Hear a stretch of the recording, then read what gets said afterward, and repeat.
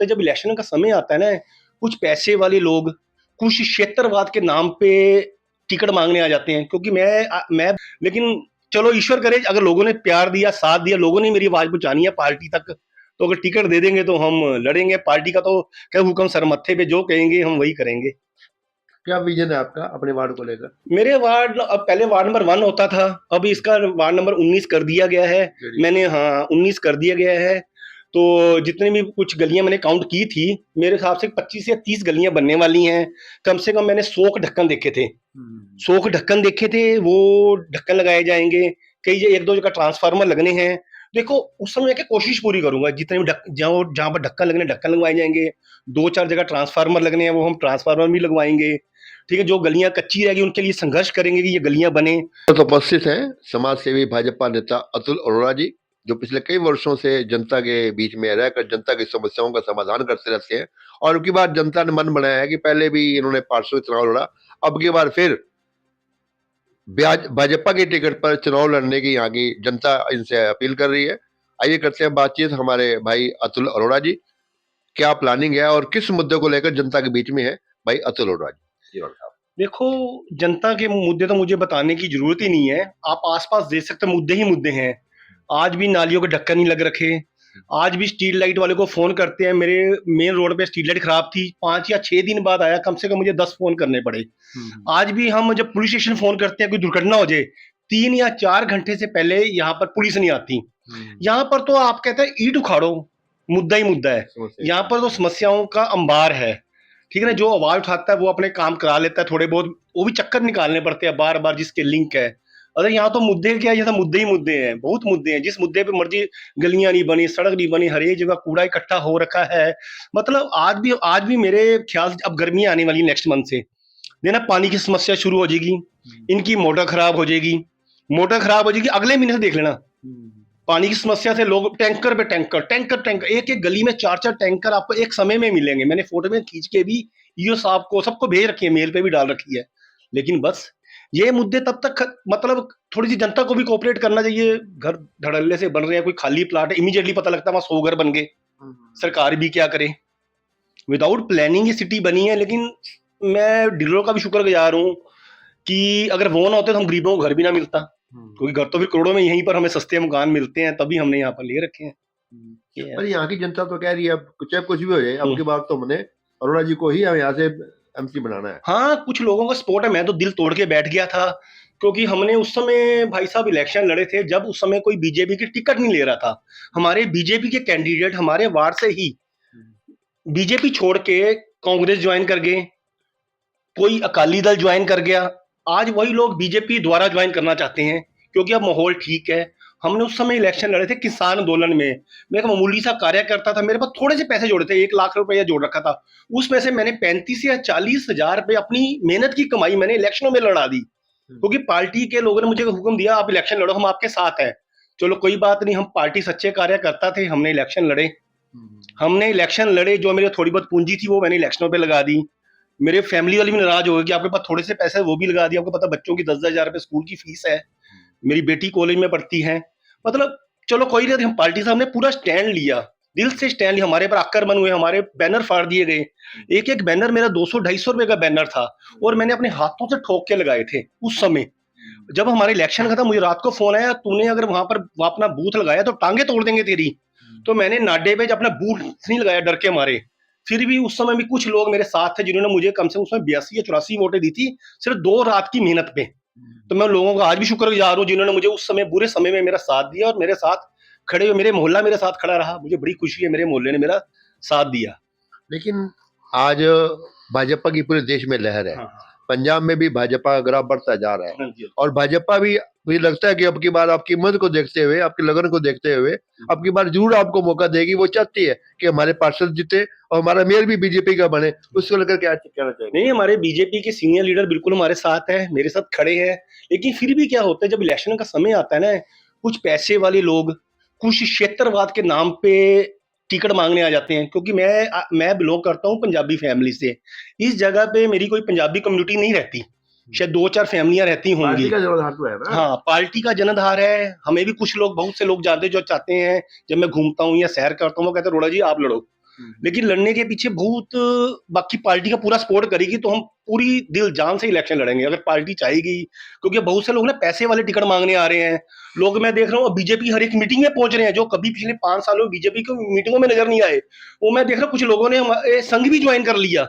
लोगों को लगता है कि संघ ज्वाइन करने से हमें बीजेपी टिकट मिल जाएगी। वो तो मेरे ख्याल से अब शाखा भी लगानी शुरू कर दी उन लोगों ने 7 बजे जाके। मैं तो बड़ा हैरान हूँ कि जो लोग पिछले 5 सालों से नजर नहीं आए अब संघ की शाखा लगा रहे हैं और बीजेपी हर एक मीटिंग में पहुंच रहे। मैं बड़ा सरप्राइज हूँ। चलो कोई बात नहीं, जो भगवान चाहेगा वही होगा। लेकिन मोदी है तो मुमकिन है। आप हाँ मुख्यमंत्री देखो ना जी, जब हाँ हाँ। मुख्यमंत्री छोटे कार्यकर्ता को आज राष्ट्रीय अध्यक्ष बनाया गया है, छोटा कार्यकर्ता कब किस सीट पहुंच जाए ये बीजेपी में मुमकिन है। यस यस, मेरा ना बीजेपी ज्वाइन करने का यही एक वो था। मैंने देखा कि बीजेपी में मैं नरेंद्र मोदी जी से बड़ा इंस्पायर हुआ। एक चाय वाले का लड़का जिसके फादर प्लेटफॉर्म पे एक स्टॉल होता था चाय का या कन्फेक्शनरी का, उनकी फैमिली, उसका भाई आज भी छतरियां बना रहा है। मैं उससे बड़ा इंस्पायर हुआ कि एक आम आदमी बीजेपी में एक एमसी बनने के लिए इतनी जद्दोजहद हो रही है। लोग एक दूसरे गला काटने पे आए हुए हैं। एमएलए इलेक्शन में इतना बुरा हाल होता है, लेकिन वो बंदा कैसे संघर्ष करके एक प्रधानमंत्री के उस पद पे पहुंचा। मैं बड़ा सरप्राइज इसी को देखते हुए फिर मैंने देखा योगी जी को, फिर मैंने खट्टर साहब को। खट्टर साहब हमारे ना बड़े दूर के रिश्तेदार लगते हैं। मेरी बुआ के आगे ना मतलब रिश्तेदारी में है, जो जींद में मेरी बुआ रहती है उसके देवर दुवर लगते हैं, कजन देवर हैं। तो मैंने खट्टर साहब भी एक मामूली से सीधा ही सीएम बन गए। एमएलए करनाल से, हमारे मैं करनाल से बिलोंग करता हूँ, करनाल से उन्होंने इलेक्शन लड़े, एमपी बने, फिर वो एमएलए बने, वो सीएम तक बने। मैंने बीजेपी की नीति को देखा, ये वो पार्टी है जिसमें एक आम कार्यकर्ता सच्चे दिल से देश सेवा, बीजेपी की सेवा नहीं कह रहा, वो अगर देश की सेवा करता है बीजेपी में रह के तो किसी ना किसी अच्छे मुकाम पे पहुंचता है और इसका देश को भी फायदा मिलता है। इसलिए मेरा बीजेपी का तरफ इतना है। मेरे कांग्रेस में देखता हूँ राहुल गांधी बस, आम आदमी पार्टी केजरीवाल मालिक है, कांग्रेस का मालिक कौन? राहुल। ये लोग मालिक हैं, ये पार्टी के वो नहीं है। आज मोदी जी हैं, कल एबीसीडी होगा, कल ये होगा कि वो होगा। कोई भी बंदा बन सकता है। ये किसी के मतलब खानदानी पार्टी नहीं है, ये लोगों की पार्टी है बीजेपी, यही एक पार्टी है। अच्छा, यहाँ बीजेपी के लिए ये भी चर्चा कर रहे हैं, आम आदमी चर्चा कर रहे हैं, कोई भी अरोड़ा साहब को टिकट मिले नहीं मिले, हम तो भाई को आजाद लड़ा के दोबारा बीजेपी में ले आएंगे, कोई दिक्कत नहीं है। हाँ हाँ, ये मेरे सुनने में आया है। कुछ लोग कह रहे हैं कि मेरे कुछ चाहवान है वो चाहते हैं, लेकिन पता क्या बात होती है, हर एक चीज ना जो प्रैक्टिकल देखी जाती है। देखो मैं आजाद खड़ा हो जाऊंगा, ठीक है, मुझे 100-200 शायद वोट भी पड़ जाए, लेकिन पता क्या होता है, हम है बीजेपी के सच्चे वो, ये होता है कि ये तो फिर वो हो जाएगा कि हम ना जैसे लोग पार्टियां चेंज करते हैं, हमने ये लांछन अपने पे नहीं लेना। कभी कहते थाली का बैंगन, कभी इस पार्टी, कोई बात नहीं, आजाद भी लड़ गए, अगर मैं आजाद तो बिल्कुल लड़ूंगा ही नहीं।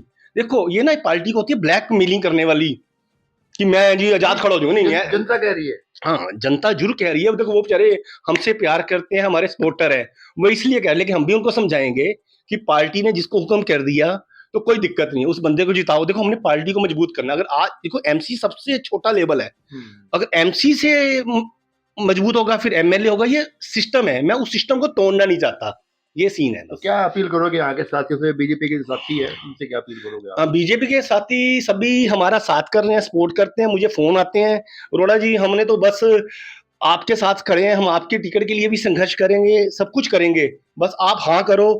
बस थोड़ा सा यार कि अमीर लोग आ रहे हैं, पैसे वाले लोग आ रहे हैं, कुछ लोग क्षेत्रवाद की राजनीति कर रहे हैं क्योंकि उनके पास है। बस मेरे में थोड़ी ये कमजोरी आ रही है कि मेरी ना यहाँ कम्युनिटी के लोग कम है। लोग मुझे सभी चाहते हैं, लेकिन चलो ईश्वर करे, अगर लोगों ने प्यार दिया, साथ दिया, लोगों ने मेरी आवाज पहुंचानी है पार्टी तक, तो अगर टिकट दे देंगे तो हम लड़ेंगे। पार्टी का तो क्या हुक्म सर मत्थे पे, जो कहेंगे हम वही करेंगे। क्या विजन है आपका अपने वार्ड को लेकर? मेरे वार्ड, अब पहले वार्ड नंबर 1 होता था, अब इसका वार्ड नंबर 19 कर दिया गया है। मैंने, हाँ 19 कर दिया गया है। तो जितनी भी कुछ गलियां मैंने काउंट की थी, मेरे हिसाब से 25 या 30 गलियां बनने वाली हैं। कम से कम मैंने 100 ढक्कन देखे थे, 100 ढक्कन देखे थे, वो ढक्कन लगाए जाएंगे। कई एक दो जगह ट्रांसफार्मर लगने हैं। देखो उस समय क्या कोशिश पूरी करूंगा, जितने भी जहां पर ढक्कन लगने, ढक्कन लगवाए जाएंगे। 2-4 जगह ट्रांसफार्मर लगने हैं, वो हम ट्रांसफार्मर भी लगवाएंगे। ठीक है, जो गलियां कच्ची रहेगी उनके लिए संघर्ष करेंगे कि ये गलियां बने।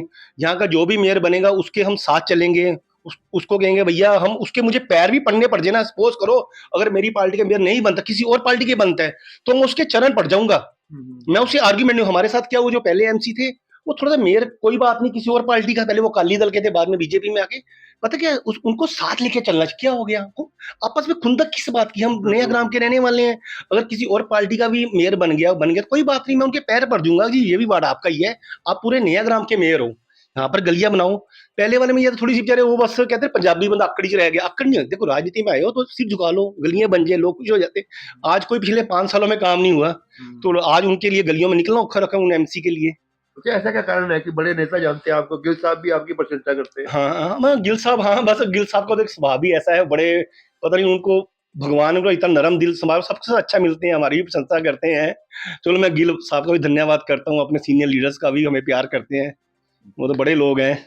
और कुछ कहना चाहेंगे? नहीं बस थैंक यू, बस आप आए, आपने हमें इतना मान सम्मान बख्शा, पता नहीं मैं इस काबिल हूँ या नहीं हूँ, तो आपका बहुत बहुत धन्यवाद। आप हमारे घर पधारे, तो आपके चैनल से मेरी प्रार्थना, सभी ये लोग चैनल देखे, सच की आवाज बनी है चैनल, ठीक है, घर घर तक पहुंचे, जो जो सच के साथ ही चले।